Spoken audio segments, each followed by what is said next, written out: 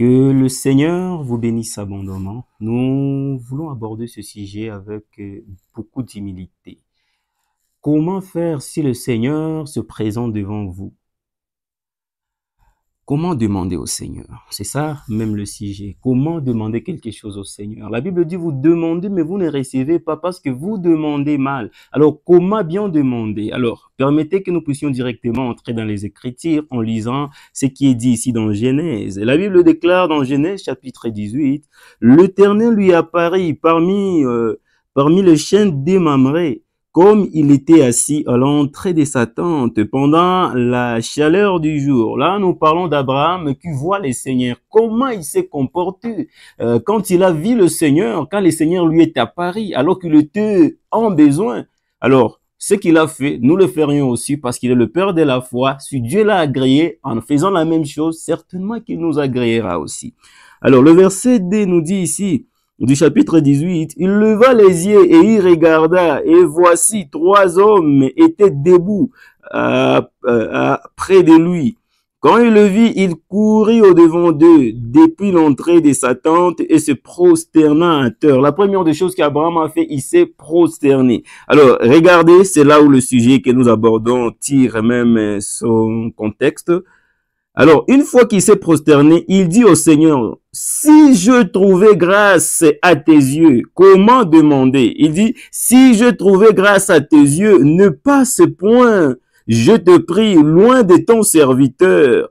Permettez qu'on t'apporte un peu d'eau pour vous laver le pied et reposez-vous sous cet arbre. J'irai prendre un morceau de pain pour fortifier votre cœur, après quoi vous continuerez votre route, car c'est pour cela que vous passez près de votre serviteur. Ils répondirent, faire comme tu l'as dit, hélas. Mais, quelle révélation! Abraham, il voit le Seigneur passer auprès de sa porte. Et puis il dit, Seigneur, tu n'es pas passé auprès de ma porte pour rien. Je sais que tu es passé ici pour que je prenne soin de toi. Un humain voulant prendre soin de Dieu, la créature voulant prendre soin de son créateur, n'est-ce pas magnifique? Abraham, en ceci, il nous enseigne comment on peut se comporter, peu importe le besoin que vous avez, peu importe le besoin que nous avons. Quand le Seigneur s'approche de nous, Abraham, au lieu de demander quelque chose, il propose au contraire quelque chose. Au lieu de demander, il donne.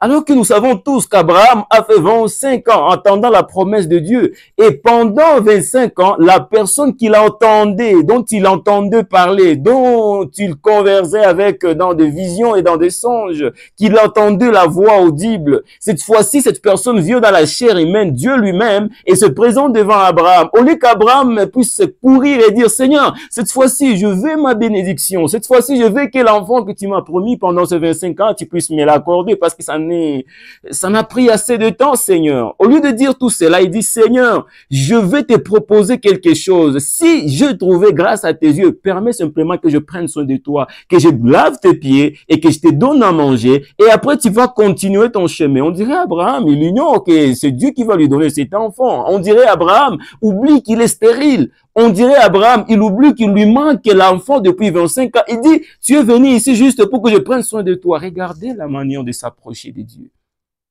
C'est ainsi que nous devons le faire.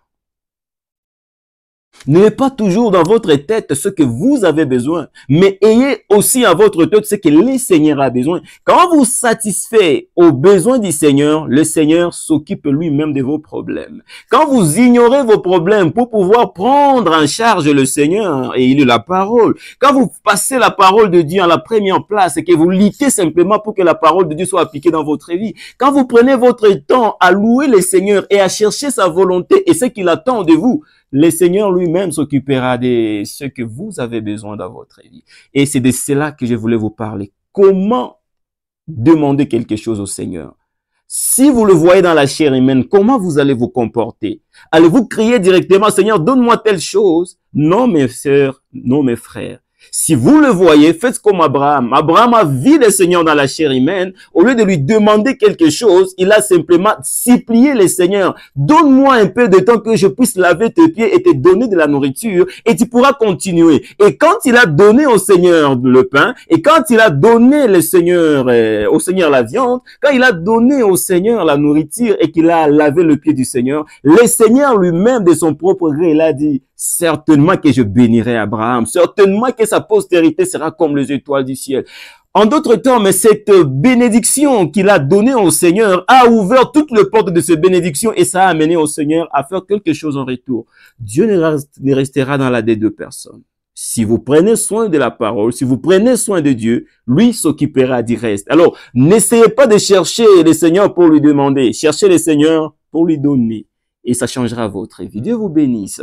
C'est cela notre désir, vous apprendre à vous approcher davantage du Seigneur. Alors, jusqu'à ce que nous puissions encore nous revoir, n'oubliez pas cela. Si le Seigneur se présente, que votre besoin ne soit pas votre priorité, mais que les besoins du Seigneur soient l'aîné de votre pensée. Shalom. Dieu vous bénisse.